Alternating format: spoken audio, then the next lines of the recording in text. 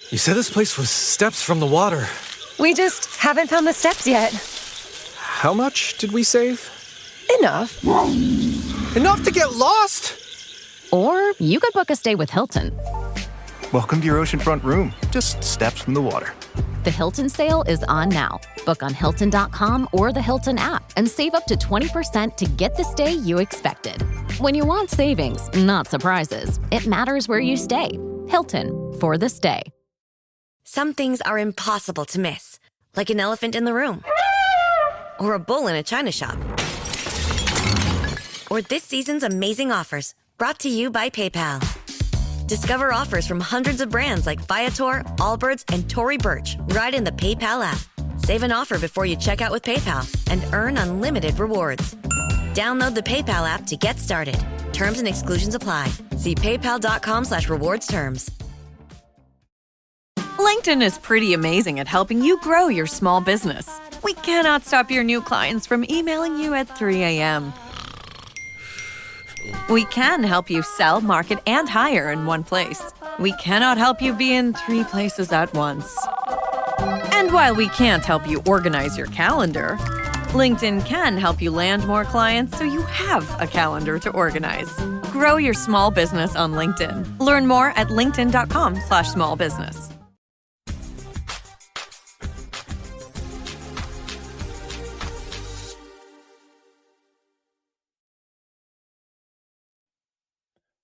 Hello and welcome back to the Dunbar End podcast here on the Hibs Observer YouTube channel.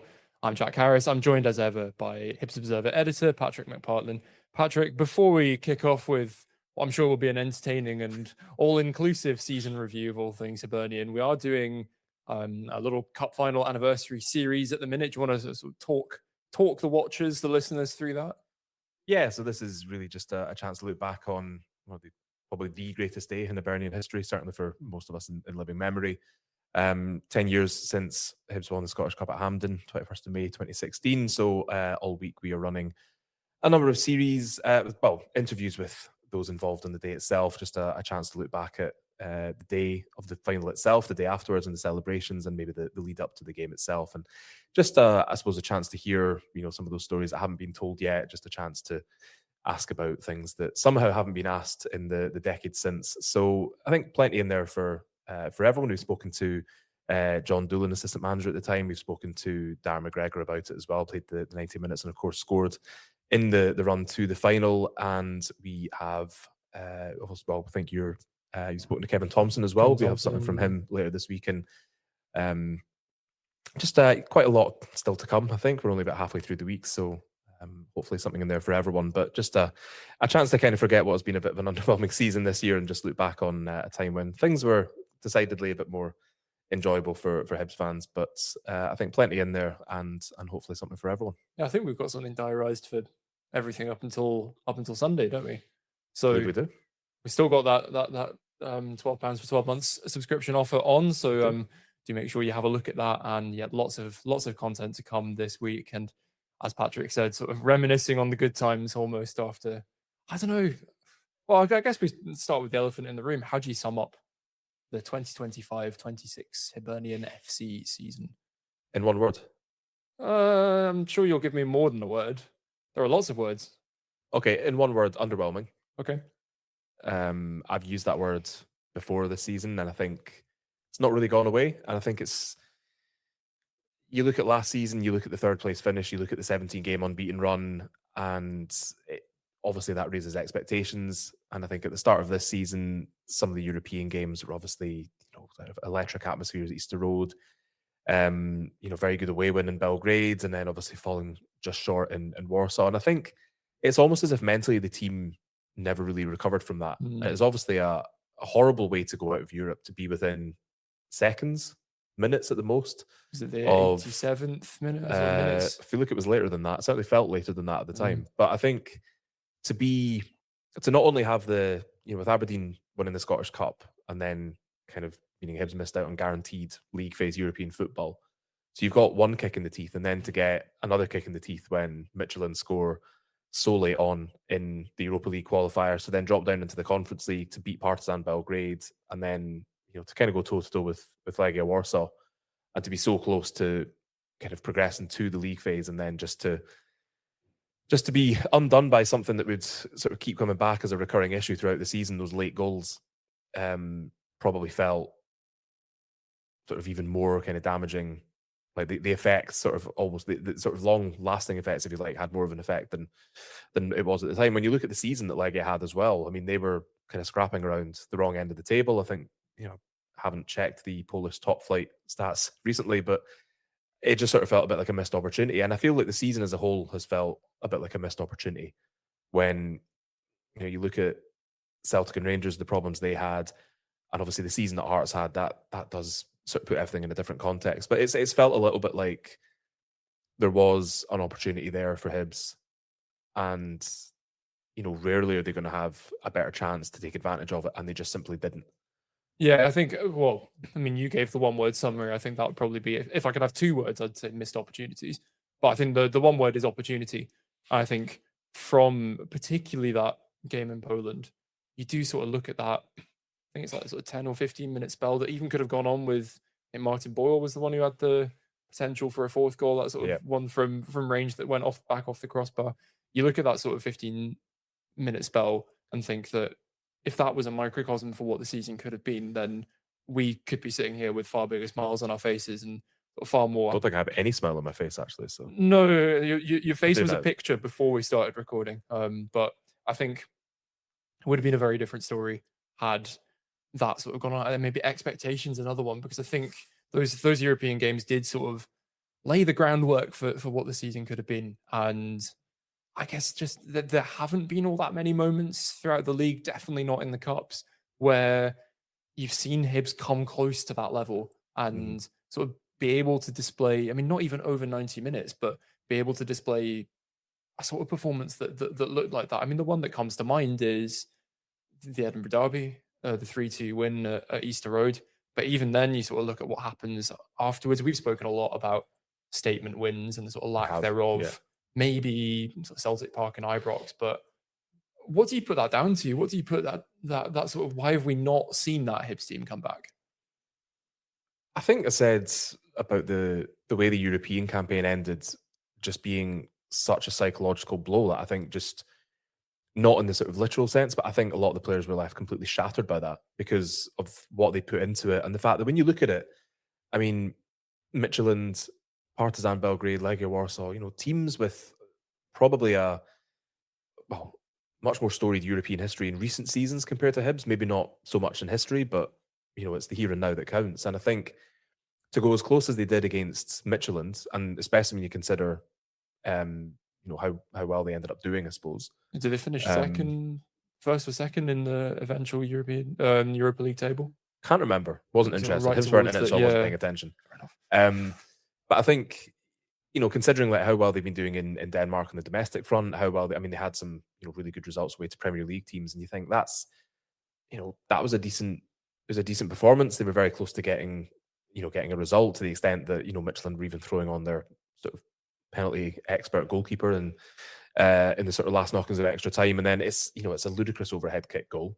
Partizan Belgrade, Hibs go to Belgrade, they win 2-0. They nearly sort of slip up at home, but they kind of rescue the game. And then Legia Warsaw, they're, you could almost say the goals they scored at Easter Road a bit self-inflicted, which is another theme that was a kind of recurring thing through the season. A lot self-inflicted. We're talking about red cards, sort of more recently.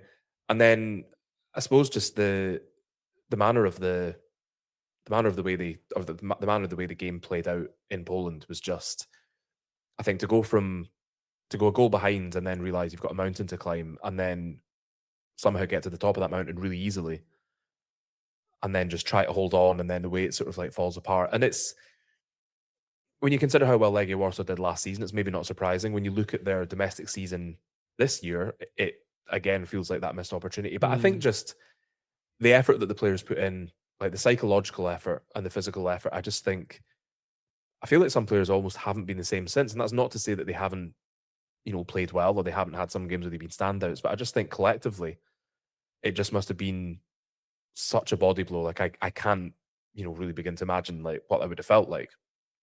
And I think that we saw that domestically. There was like a series of draws that, you could argue if Hibs had won one or two of them, they'd be in a far better position. All that stuff. It's all very sort of ifs, buts, and maybes, but it almost feels like they just didn't. They sort of needed time to get over it almost, and then we just didn't see them really kick into gear. And last season, in some ways, you had this. It was almost like because you'd had such a bad start to the season, it was going to take something special to kind of turn things around, and that's what happened. Like 3-3 draw with Aberdeen, and the way that they got the point to go level, to then go behind again, and to then go level second time, just sort of seemed to galvanize the team. And I think the team spirit from that point on, that you probably had players in that sort of 24-25 season who were maybe playing above themselves on a consistent basis, and you had people like Jordan Smith coming in out the cold to take the number one spot, and not really. I don't really recall him making any sort of high profile errors or mistakes during that run. It was a really good run for him, yeah. And yeah, individuals stepped up. Individuals who maybe hadn't been in the team at the start of the year. Rockaby Sheary is another one who came in. He was mostly on the bench before that sort of 3-3 game, and he came in partly as a result of suspension to other players and probably injuries as well, and didn't end up looking back. And it's the same with there were a few other players as well who kind of were given a chance. Iredale's the other one, who were given a chance, came in, and just the performance levels were so high that they just kind of stayed in the team, and it stayed consistent. I don't think Hibs have had that this season. I think they've had. It's just kind of the season just kind of meandered along. It's never been sort of so bad that there needs to be like a big turnaround like there was last season. It's never been so consistently good or decent that there's something to kind of hold on to. It's just been, and it's not even really been a roller coaster. It's not really been up and down. If you look at the table from, I feel like it's like match day 11 or 12, something like that. Hibs have just kind of consistently sat in fifth place. There's been the odd occasion where they've kind of pushed a little bit up the ways, and the team in six has maybe, pushed a little bit, but they've just kind of stayed out flatlined, if you like. And there's been moments where you thought if results go their way, if they can somehow pull a rabbit out of the hat, then they'll finish.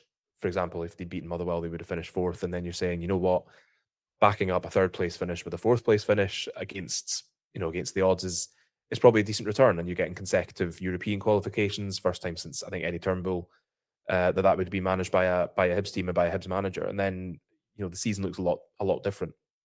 And in the end, it doesn't boil down to one game. It boils down to it's 38 games. It's everything you've done throughout the season, but it just feels like Hibs never really got going, never really had a consistent run of wins, never really had a consistent run of defeats. There was nothing. It was just sort of, I think, just a bit kind of vanilla, just a wee bit underwhelming, just a little bit, ironically, not too high and not too low, which is, as we know, one of David Gray's sort of preferred phrases for dealing with everything that football throws at you.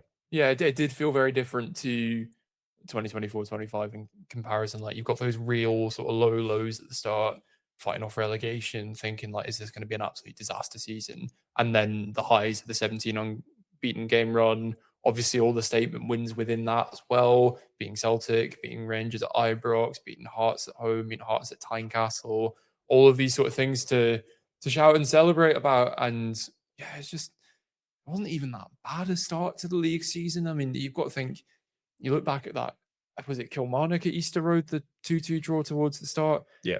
And leading 2 goals, playing, I wasn't actually there for that one, but everybody I spoke to for the fans piece I did said that that's one of those games like the Legia game. It's like, it shows you what Hibs can do. It shows you what that Hibs team could do, especially after the initial recruitment they had early on in the summer window. Shows what they're capable of, and then there you go. I think it was around about the 45th minute, so late goal, but sort of late in the half, and then going 2 goals down. Same thing happens at Falkirk. Then it was a draw against St Mirren. It's all of these. Like, I remember it being billed that first Edinburgh derby as, oh look, sort of the 2 Edinburgh sides are unbeaten. It's like, is this something of like a title fight at the start? Could they both be up there at the end of the season? And then that's the sort of first real disaster where you get the late goal for Hearts, and that then becomes another one of these themes that runs through the season that came from the European games as well. But that's almost the difference has been, and not just Hearts, but if you look at probably Celtic and probably Motherwell as well, that there have been games where they have ground out victories. You could even look at Motherwell at Easter Road on the last day of the season. They go down to 10 men, they're already a goal up, and they effectively play the spoiler role for the rest of the game, and they do it very well. They limit Hibs to what, 1 shot on goal? And it's just, I don't really, Hibs were good at doing that in 24-25. They were good at grinding out results against the odds. If it wasn't pretty, it wasn't pretty, but you didn't mind because there was this incredible unbeaten run. They were pushing up the table, obviously combined with other teams like Aberdeen kind of going into free fall a wee bit. You think back to the one that I really always think back to is the game at Tannadice. And midweek. Yeah, the midweek game at Tannadice, in between, I think it was Hearts and Celtic. Hearts and Celtic, yeah. In between Hearts and Celtic.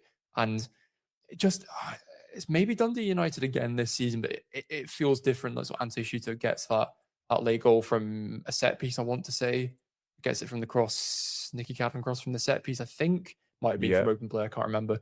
But I think it was a corner or a free kick. Right. Yeah. You look at the sort of bite of that midweek game at Tannadice and sort of Kieran Barry making that run, all the sort of balls that go into the one with the Junior Hoylett goal as well. They just, I don't know if they had that impetus this season to sort of go and, what's the phrase, go and take the game by the scruff of its neck. It's just that they don't feel like that same team. Yeah, and obviously they've lost, they lost Nectar Triantis in the summer. They lost Dwight Gale. They lost Mikola Kurevich and Lewis Miller as well. And, you would look at that and say, well, Triantis aside, in terms of kind of, every single game, like Dwight Gale, obviously, the experience that he brought from his time in England and from the number of years he'd been playing, and the fact that you could just sort of bring him on up front he was just he read the game so well. Just to have that on the bench or sometimes from the start, it just gave you another option. And we all know how good Triantis was last season, but you also wouldn't sort of look at that team and say, well, and even with Kurevich, he wasn't starting every week. There was a time when he was sort of sharing sort of striker duties with Kieran Bowie when he wasn't injured. And Lewis Miller, I think, he looked really good at right centre back, but he also played at right wing back quite a bit, so it wasn't as if he'd been there the whole season. So I think in isolation, you wouldn't have looked at it and thought, well, that's Hibs knackered for next season. Triantis was obviously a bit special. We saw what he brought in terms of just being able to do everything in midfield, in terms of, being a bit of a scrapper, being a bit of a ball carrier, being an aerial threat from set pieces, and, just being able to do the defensive side of things as well as the sort of tidy on the ball side of things. And Hibs haven't really managed to replace that. They brought in Josh Mulligan, who has been very good, but is not a Triantis. And they brought in Miguel Chaiba, who has his plus points, but again, isn't a Triantis. And they brought in Dan Barlasser, who maybe has the ball playing side of things, but again, isn't Triantis. And it's almost a bit like, you do feel it's a bit sort of like, some of its parts type thing, that maybe the blend just hasn't been right. I always think it's so vital to get the right combination of players in the right areas on the pitch. And if you don't get that right, then that can sometimes have a sort of negative impact. But I think, the team spirit does come down to it. But I also think that comes from, like, last season there was, because there'd been that kind of terrible run of form to begin with, there was always this sort of like a siege mentality type thing. It was, kind of backs to the wall. We're in like a serious situation. We need to get ourselves out of it. And it's kind of us against the rest type thing. I don't think Hibs haven't had a setback like that this season. Don't even think you could call Europe a setback like that, because it was so, that if you're talking about the game in Poland, then it's kind of flash in the pan. It's so fleeting. And like, it's difficult to go out of Europe in that fashion. It's difficult to deal with, but I don't ever feel the clubs sort of, or the team has sort of looked at that and thought, well, this can galvanize us. It's like it's completely taken the wind out of their sails. And there's been moments, there's been victories, but it's never felt, I think I've probably said this in quite a few pieces, but it's never felt like the start of something. There's been no point in which a victory has felt like, well, there's been no consistency. Yeah, like you said at the start. There's never been like a victory and you thought this could be the start of a run of form, a run of like unbeaten games.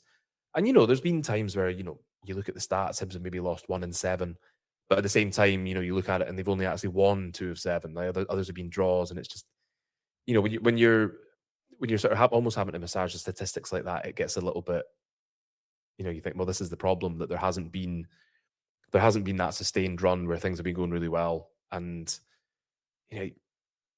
yeah, you can look at the other teams in the league, you can look at how it's panned out, but I think there's just been, there's been a few too many occasions this season just past where there's been an opportunity and Hibs haven't taken it, or they've come very close to taking the opportunity, but have then shot themselves in the foot. But this is the big frustration, that it shouldn't take some sort of disastrous run to incite No, of that course level not. of performance. It shouldn't take, we need to have this siege mentality because we're doing badly. I mean, right, everything is somewhat mediated by what's happened on the other side of the city.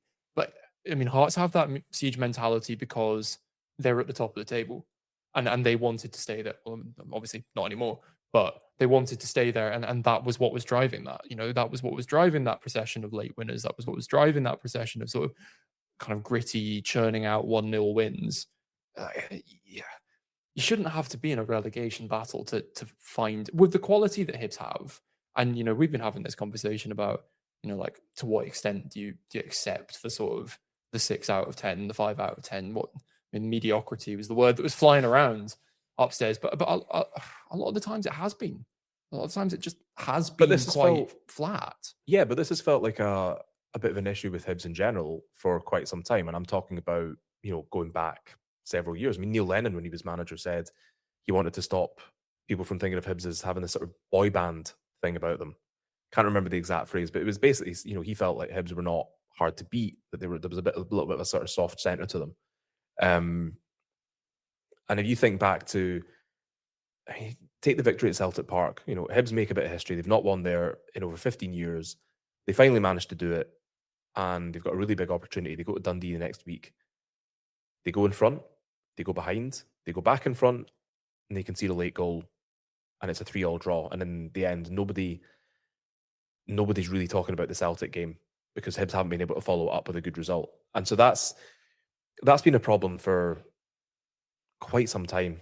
I can remember, Hibs teams in the past, like winning derbies, beating Celtic, beating Rangers, and then just not being able to carry it on. And that's, I mean, call it misfortune, call it a curse, call it just, I don't know, like unhappy coincidence, if you like, because on top of those statement wins, like Hibs would get statement wins in 24-25 and then follow it up with not a statement win, but just a tidy win. So they would beat Rangers at Ibrox, and then they would win the next game against Dundee United at home, possibly. Don't quote me on that. That might be wrong.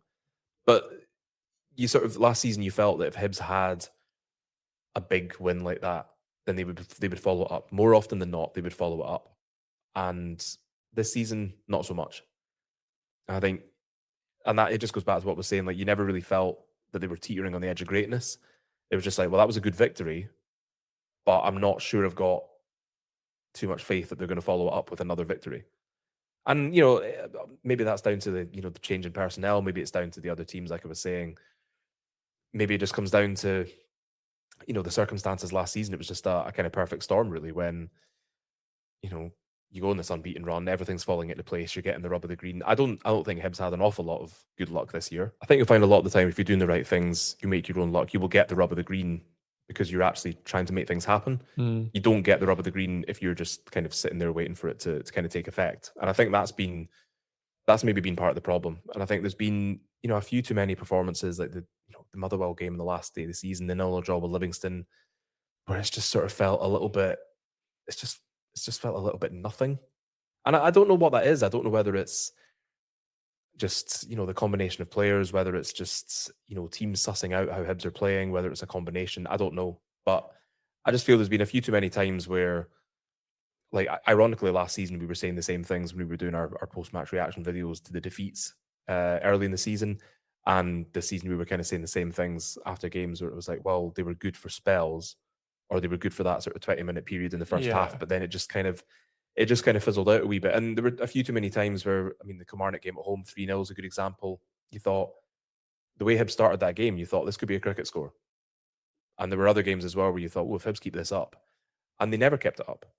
Well, Now, that's the biggest problem. They haven't been a 90-minute team. And I mean, it's interesting what you say about making your own luck. So you mentioned the 3-3 draw at Dens Park. It's easy to look at that game and go, right, Congreve's goal, nobody's going to save that. It's a pearler. It's a very good goal. Yeah, fantastic. Right. You feel a bit hard done by because you've got a point, but you can't stop that. Well, yes, you can, because Hibs shouldn't have been in that position in the first place. Yeah. It's an early start.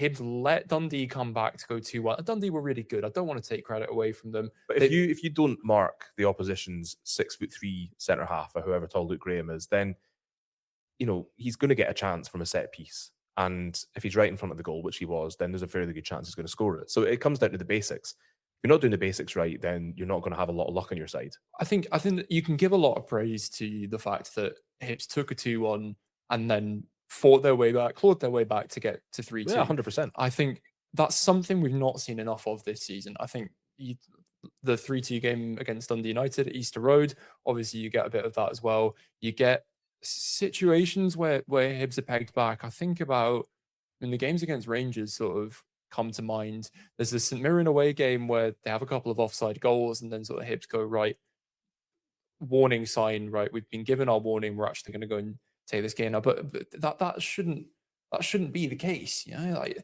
there have been enough times that they've proven that they can start really quickly. I know this is something you've mentioned a lot, that they can score goals for fun within the first 10 minutes. 8 all season. But the one that really stands out to me is that Kilmarnock 3-0 win at home. And did you just mention, was that the one you were talking about? It could have been a cricket score. Yeah. You get a goal within about the first 15 seconds.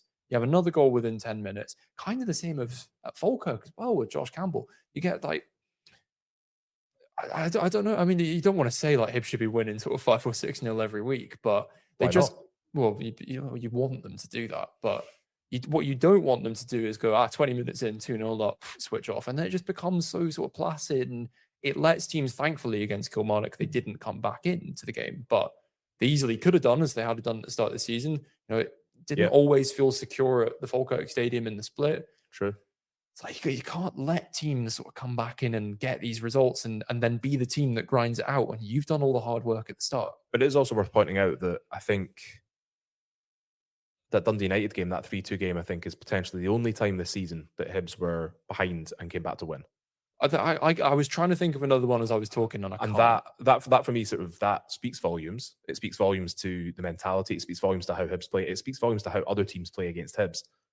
And I think what that probably does is, I mean, that wouldn't have gone unnoticed at Easter Road and HTC. They'll have noticed that, and I think I'd need to double check for the 24-25 season, but I feel like Hibs probably came from behind more than that to get victories, or even sort of coming back from draws to get victories. Yeah, being sort of pegged back with a half-time setback. I mean, the derby at Tynecastle on Boxing Day comes to mind. Obviously, there's that own goal right before the break, and the Hibs come back, and then the same at Easter Road. Actually, I mean, what's his name? Grant gets the equaliser, and then they sort of fight back, and then they get there. There's not been that fight back. Yeah, there's just almost not been. I don't know whether you call it belief. I don't know whether you call it.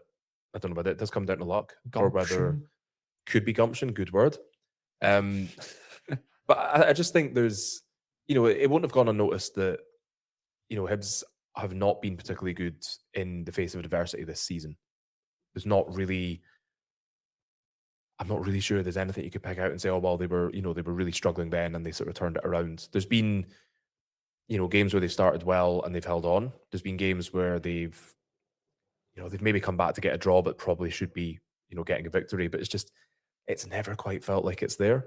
So I think it'll be interesting to see how that impacts recruitment, how it impacts the way that David Gray wants to play next season.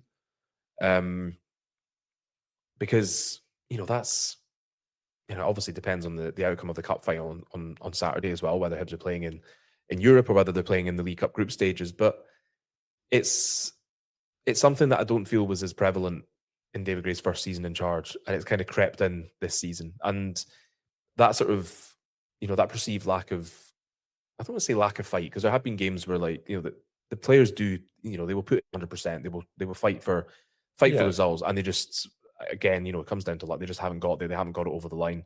And I don't think you could look at the performances in Europe and say, this is a team that, can't fight when required to. I mean, definitely we saw it in spades, but something needs to change. And you could almost look at the sort of halfway point in the season. There was quite a lot of coming and going in January, with players coming in, players leaving, and that sort of upheaval can sometimes affect things a little bit. But I think you look at the core of this Hibs team. This is the same.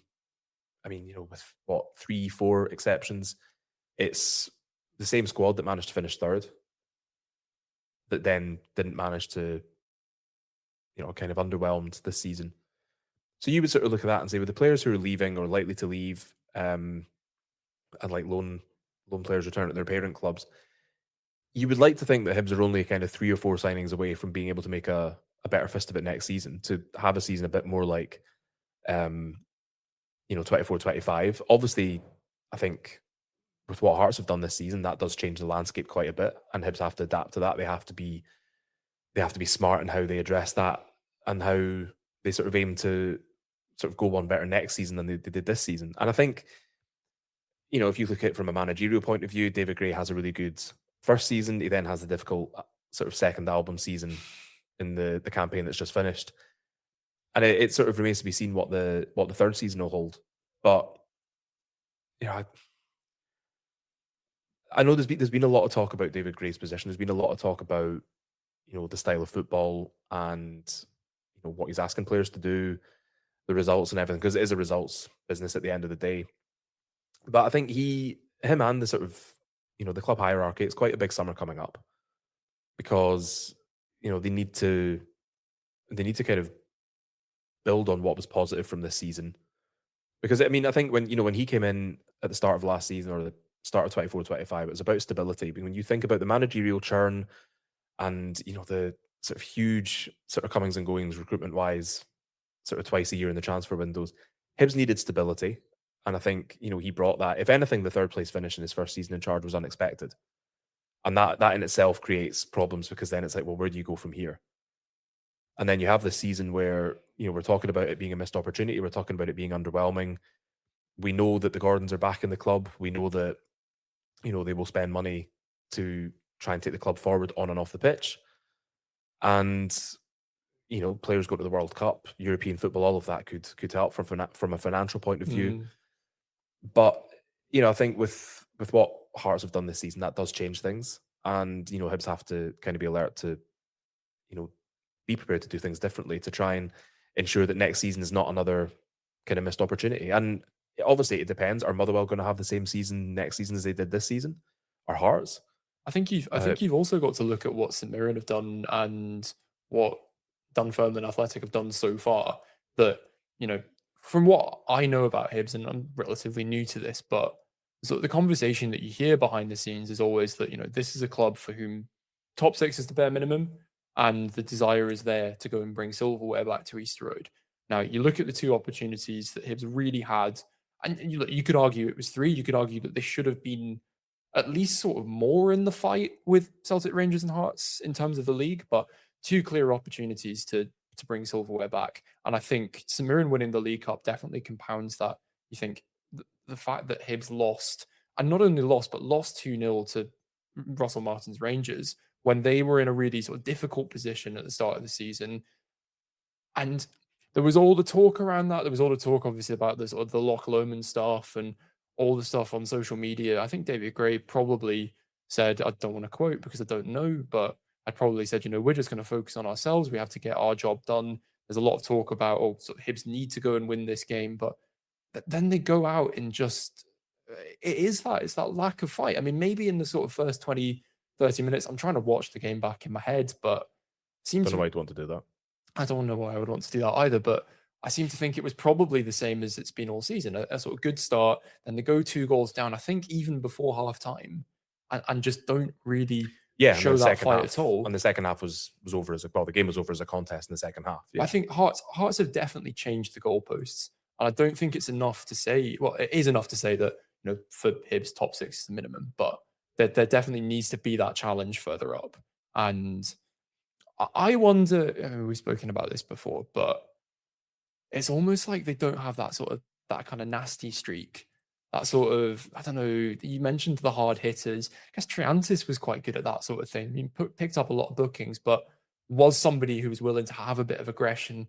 Maybe it's just that I kind of think you watch the performance that comes to mind was when Hibs go down to 9, and you watch what Martin Boyle did. I mean, he's all over the pitch. It's fantastic that Hibs have managed to keep a hold of Boyle's services for another season, but you need more characters like that. And just too many times this season, there hasn't been that aggression. There hasn't been that fire. There's maybe just been a sort of I don't know, man, mediocrity feels like a harsh word to use, but I don't think it's mediocrity. It's just do you know what I'm getting at? It's not Yeah. mediocrity. It's just a kind of, it's not a damp squib, but just not. It's not had that fire. It's not had that kind of grrr about it. I don't know what the word is. That sort of grit and nail.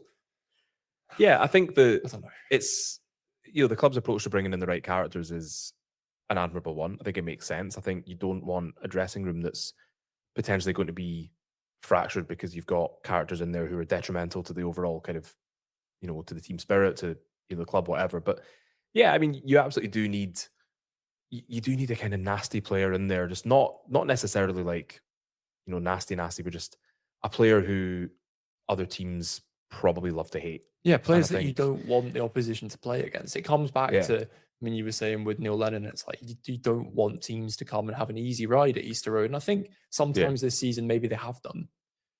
I think, we talk about looking at things in microcosm. I think you look at the split alone. So that's just 5 games, 3 at home, 2 away. Hibs win both games away from home and they lose all 3 at home. Like, yes, there were the red cards. Yes, that has an impact. But that doesn't feel, like as a standalone stat, that's pretty kind of eye-opening. Red cards aside, to lose 3 games at home in relatively quick succession and to win away from home, including, at Ibrox, where Hibs don't often win, and at Falkirk, where, against a team they struggled on the road against this season. Yeah, I sort of agree with you, but I think the Motherwell game definitely, they just sort of looked void of getting a result. But I think if Hibs hadn't have got those red cards, and that's a big if because they got those red cards, but had that not happened at the start of the split, I don't see the Hibs of 10 men or the Hibs of 9 men losing those games with 11. I don't think. Well, maybe the fight and the character comes from the fact, as we were saying at the start, you have an early setback. You've got something to kind of put your back up against the wall and say, like, the odds are against us. Now we're going to fight. Maybe they wouldn't have done that with 11, but those 2 performances, I think, despite the odds, pretty good from the sort of mentality and grit perspective. You're still saying, a good performance despite, defeats and despite getting players sent off. And, that's... I don't necessarily see them being defeats if it had been 11v11. But they weren't. So it's a moot point, in my opinion. I just think, it's at the end of the day, it's a results business, and Hibs want Easter Road to be a difficult place for teams to come to, and certainly in the last sort of 3 home games, it hasn't been because the away team has won in each occasion. So it needs to be, that's something that needs looked at, and I think that comes down to you want to have bite, you want to have fight, but you want it to be the right type. Not the sort of type that gets you sent off in the first 15. And we talked about this, I think, on the reaction videos, and saying that I think the red cards probably come down to the Hibs team trying to finish the season strongly, and they gave themselves the best possible opportunity by going into the final day with 4th still on the cards. And in the end, it's a disappointing performance. It's pretty meek. It's pretty kind of one-dimensional. And you would argue that over the piece, Motherwell have been, consistently good. Hibs have not been consistently good. So, maybe justice was done in that sense that, had Hibs finished 4th instead of Motherwell, it would have been kind of a bit kind of smash and grab, or, a bit robbery, whatever you want to call it. I think you said that if they had have done, then, it's like it would have been barely deserved, sort of. Yeah, and I don't think... I think that's very fair. Yeah, and obviously, football is one of those things where, sometimes you don't get what you deserve, and that could be 3 points. Sometimes you don't get what you deserve, and that might be finishing higher than than you've probably played. You've probably played all season, and I think it's just it almost feels at this point that the majority of Hibs fans are probably just glad to see the back of the season, because it's not been awful. It's not been brilliant. It's just kind of been middle of the road for what has felt like very, very long time. And that, as you say, that's been compounded by what Hearts have been doing. It's been compounded by Motherwell having a really good season. It's been compounded by Falkirk also having a good season. And it's been compounded by Celtic and Rangers kind of dropping points and Hibs not. I mean, obviously, yes, I know Hibs beat Celtic and Rangers away from home, but they didn't make enough of the opportunity that was there. And it just feels, it feels a little bit underwhelming. And it feels a little bit like a missed opportunity. And it's, if you're looking back on it, you say it's probably like a kind of 5 or 6 out of 10 season when you consider the sort of early exit from both cup competitions. And it started with so much promise with the European games. And, in the end, it's just, I suppose that again, it was almost a precursor of what was to come, just like flashes of what was really, really good, but then ultimately just like shooting yourself in the foot with the last kick of the game type thing. So I think there's a lot for Hibs to work on when they come back for pre-season. There's a lot in terms of recruitment, in terms of who you bring in, and that's a whole separate podcast. And I think it's just reacting to how the landscape's changed because of what's happened this season, and how you kind of start next season strongly and just try and sort of keep it from there. So it's a big summer for Hibs. I don't think it's big in the sense that there's not going to be another like huge squad rebuild. I don't think there needs to be. I think, as we saw with the David Gray's first season, you're just looking for those 3 or 4 players to come in whose performances lift the team as a whole and help other players play kind of, above their ability on a more consistent level. I agree with you. It's a separate podcast to have in itself, but now it's the second time you've said 3 or 4. I wanted to, like, if you could wave a magic wand and sort of identify the kind of 3 or 4, not specific players, but kind of type of player that you think, sort of with loan players leaving, maybe sort of gaps in the squad as it is, where do you sort of see that need for recruitment?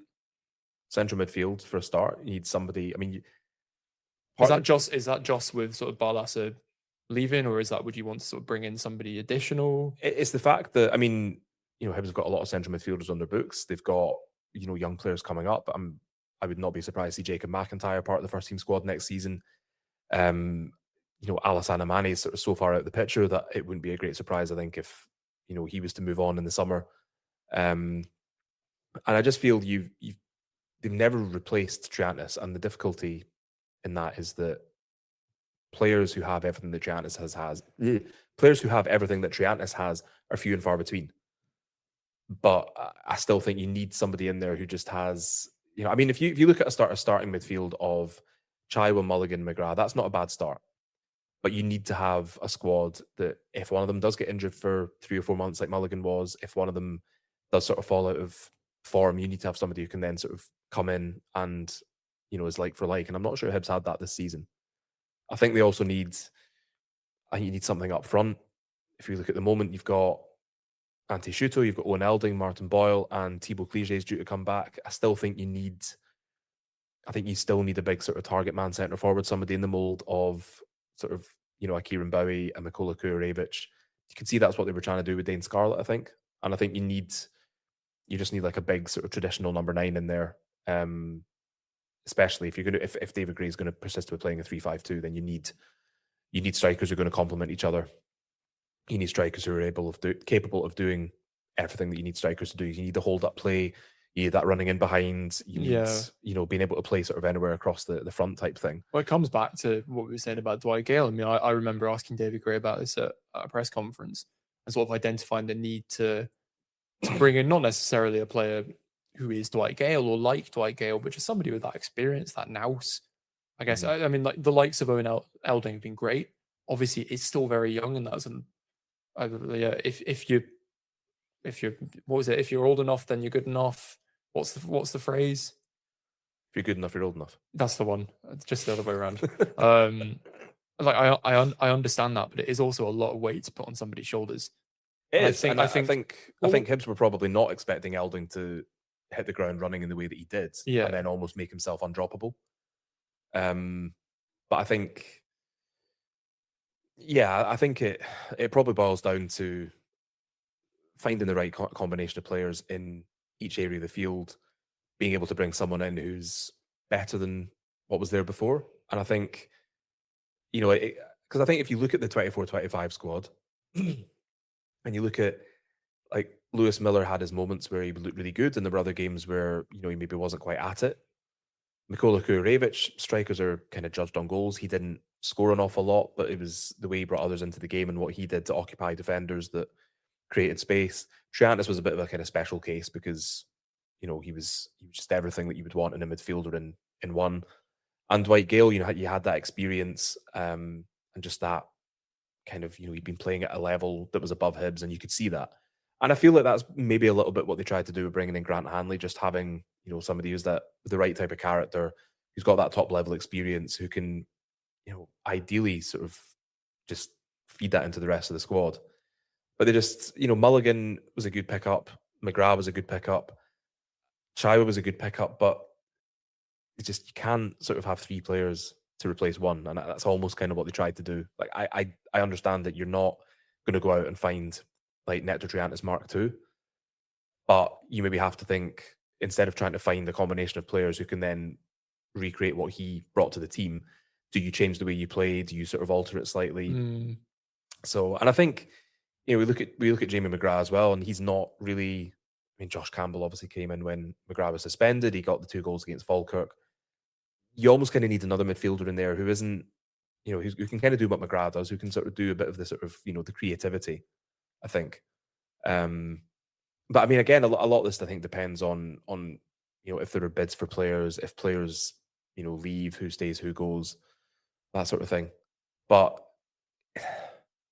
I feel like, if the sort of core of this Hibs squad is playing to the best of their ability more consistently, then you are only going to need sort of 3 or 4 players to come in and just sort of lift the rest of the squad, lift the team, and then you're probably going to get a bit more consistency. Those draws are going to be victories, and some of the defeats are going to be draws, and that helps you get back to where you were in 24-25 in terms of league finish. But it does depend on who you bring in. It depends on whether they're the right fit and how they adapt, because we've seen with some players that it just doesn't quite work out like that.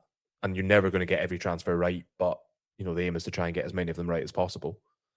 So you would think it's not going to take much, but there's so many moving parts that I think it's like I was saying before, it's a big summer for Hibs because they can't really stand still. But it's also not just a case of progressing from this season; it's progressing from this season and also trying to progress even more to keep pace with, assuming that Hearts aren't going to go away and that Aberdeen might be sort of revitalised next season. We don't know what Motherwell are going to do. So it's just Falkirk as well. Yeah, I mean, even St Johnstone, because the teams that are promoted seem to have a knack of sort of, performing really well in their return to the top flight. So, there's a lot to think about. And, it might take more than 3 or 4 players, but, I think just at the end of the day, Hibs have to look at this season, they have to learn from it and just say, we didn't progress the way we wanted to. In terms of like overall performance, if they get into Europe, then that's, as we were saying, it's back-to-back European qualifications, it's back-to-back top 5 finishes. The fact that we're talking about that and saying there hasn't been enough of that illustrates exactly the problem that Hibs have had. So, next season has to be, as a bare minimum, top 5 in European qualification. And then you take it from there. So as a bare minimum, yeah. Exactly. So you need, that needs to be the benchmark, and that's before you even start talking about the both domestic cups as well. So an awful lot going on there. Yeah, because I think it's that whole argument, like talking to Hibs supporters about European football, it's bringing that buzz in. It's bringing that sort of, I mean, you spoke about Easter Road not necessarily sort of being the kind of most hostile environment to play in. I don't want this to sound like a criticism of Hibs supporters at all, because I think it's absolutely justified that maybe you sort of see the level of performance, the level of things that are going on elsewhere, just the kind of the 5 out of 10, the 6 out of 10, like that. Does that deserve the sort of atmosphere that makes Easter Road a really hostile place? I don't necessarily think it does. I think it works both ways. You need the club to sort of earn the right to have that atmosphere almost. I don't think they always have done. So I don't want it to sound like a criticism at all. But kind of bringing in things like European football, bringing in cup runs, that's the sort of thing that gets a bit of buzz about the place. Fighting towards the top of the table. I mean, again, like we keep mentioning them, but I feel like you have to some degree. I mean, you look at the way Tynecastle's been, particularly in the sort of latter half of the season, like kind of sort of sellout crowds, getting really behind, lots of singing. Like that's the sort of thing that Hibs need to get, but they need to earn that as much as anything. We have actually reached our quota of mentions of Hearts for this podcast. How many have we had? Too many. Just carry on. One's probably too many. But you do make a good point though. I mean, it's as much the financial aspect of European football, and I know that's what's talked about a lot. It's like we have to be this club that secures that to try and sort of, well, I mean, they are sort of operating at a loss to some degree and sort of trying to make that better. But I think it's also the atmosphere around the club, around the support that needs. What am I trying to say? But you it does feel like they need to earn something from that, and they need to sort of create that atmosphere. And I think that will help as well. I think it helps in 2024-25. I think the sort of buzz around the place did maybe inspire the team onto those sort of victories. It's a two-way street. And I hope nobody takes that as a criticism towards fans, because I absolutely don't intend it to be at all. Yeah, I do. I know what you're saying. And I think, you are relying on the performances on the pitch to kind of ignite something in the stands. And you also need the players to kind of, you also need the fans to kind of get the players going as well. So it is a two-way street. But it does feel there's been an awful lot of, like, I think we saw it during the European games, and certainly like those who travel to Belgrade and to Herning and to Warsaw, that sort of backing it's huge. I mean, and at Easter Road too, it's absolutely incredible place. But I mean, the point I'm making is that even in large hostile arenas, just get the cliche in there, large hostile arenas like the Partizan Stadium, like the Legia Stadium, loads of home fans. It's loud, it's noisy. There's pyrotechnics, there's chanting, and you could still hear the Hibs fans. And that's that was the sort of big thing about it. And obviously, yes, what Hibs were doing there, helped, scoring twice against Partizan, keeping a clean sheet, and then in Poland, obviously the way they came back into that game, that sort of 15-minute spell where you genuinely thought they're going to win this, they're going to score 5 or 6 goals, they will, they could, if they play like this against any team, they could beat them. And the fans will feed off of that, and then the players then feed off of the fans' reaction. And I just feel there's not been the same level of that at Easter Road this season. And you're right, there hasn't been, and that is something that needs to change. But again, it's sort of, I think the fans need to be able to see something on the pitch that makes them want to be like that. Absolutely. And too many times this season they haven't. And so it goes back to, I mean, there was one person I spoke to, and it's like, I don't sort of necessarily go along for the results. I go along to watch the football, and like, I define success as the football that I'm watching on the pitch. And like, if you don't see those sort of really exciting, electrifying 20-minute starts replicated throughout the game, and you do see this sort of, I don't know, is it cautiousness? Is it just the sort of like risk averse? Sometimes the sort of risk averse football, it doesn't incite that kind of reaction in the same way that, like, if they took that 20-minute spell against Kilmarnock and replicated it for a full 90 minutes, I think it would be a very different story. It's kind of, it's like, it gets you off your seat a bit. And I think just a wee bit more of that would be a really good thing. European football is a good start. We're not asking for much. We're not asking for much. We're just asking for 90 minutes of the best football we've ever seen. Simple. There you go. That's how we fix it. Job done. Next season will be, Let's fantastic. Well, as Patrick mentioned, it probably is another podcast for another day to talk about recruitment. I'm sure we will do that at some point. I think we're both off to get back to work on the cup final anniversary pieces. There will be reading them on the site. There'll be lots on social media as well. Like and subscribe to the YouTube channel. There'll be plenty more videos to come in the off season. It's free, and it does really sort of support our work and give us that little bit of encouragement we need from the fans. It's a two-way street, though, as we've already said. I'm getting better at these links, but I've still got a lot of work to do over the off season.